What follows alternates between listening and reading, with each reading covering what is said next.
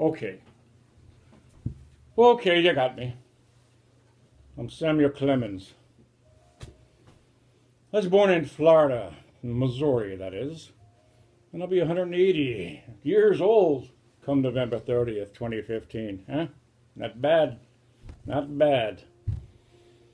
Although I have honorary degrees from Yale and Oxford, I had to quit school at the age of 12 to help my family make ends meet on the demise of my father. I've been an apprentice printer, a newspaper editor, a steamboat pilot, and several other unmentionable occupations. I even served a few weeks in the Civil War on the Confederate side, I must admit. My writing name, Mark Twain, means 12 feet of water in riverboat jargon. And I borrowed it from an old sea captain friend of mine when he had no further use of it, being dead and all. When I was 2 years old, my grandmother asked me not to drink, and I made a resolution of total abstinence that I have adhered to and enjoyed the beneficial effects of through all time. I owe it to my grandmother that I have never drunk a drop from that day to this of any kind of water. Sometimes it seems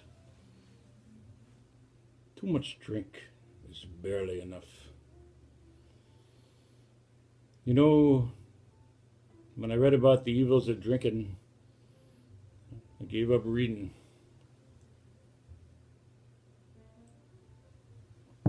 My philosophy is never refuse to do a kindness unless it'll do severe harm to yourself. And never refuse a drink under any circumstances. There are several good protections against such temptations, of course, but the surest is cowardice. Now, I have a favorite drink, of course. In fact, it's called, what else? A Mark Twain. I included it in a recipe to my wife in a letter I wrote to my wife, Livy, in 1874 when I was in England. Livy, dear, may I borrow that letter I sent you? Thank you. Thank you very much, dearest. Here's what I wrote.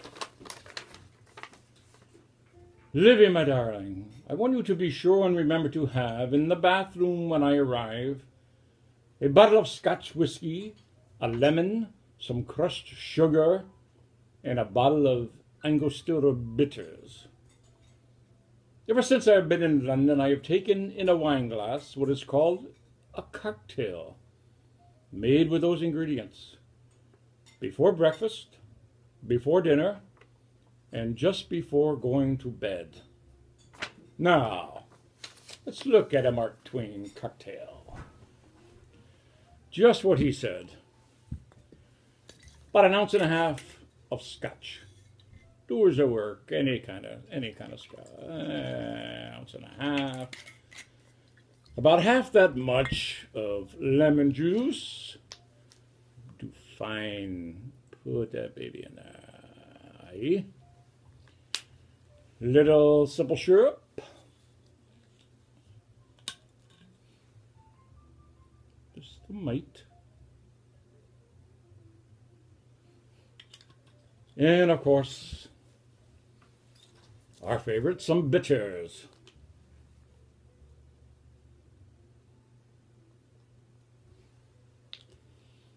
Now you want to shake that up with the ice, which I already put in.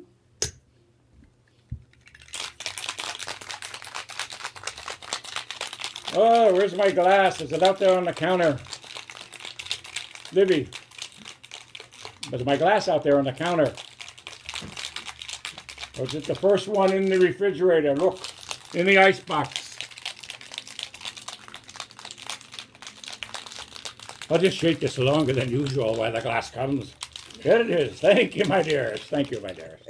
Here we go. Nice glass. Already chilled is good. And there you go.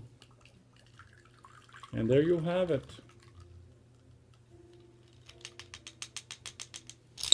a Mark Twain.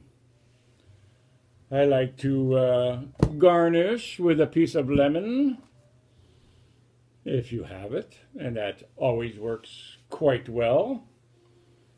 And so, let's give it a try.